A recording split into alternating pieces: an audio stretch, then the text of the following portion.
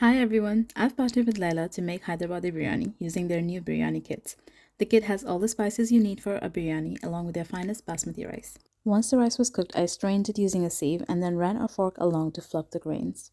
You also get an opportunity to gift a meal through Laila's Buy a Meal Gift a Meal campaign. To cook the meat for the biryani, I added 2 tablespoons of oil to a medium pan and sauteed the meat for a few minutes before adding the masala. After adding the masala, I added 200 ml of hot water and cooked until the meat was done.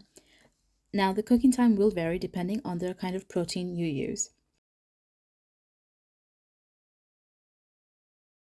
Once your meat has cooked, now it's time for the final bit and the fun part, assembling the biryani.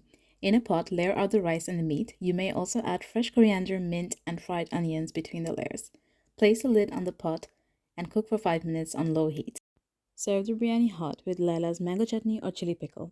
To view the biryani recipe, scan the QR code on the pack and read the caption for more details.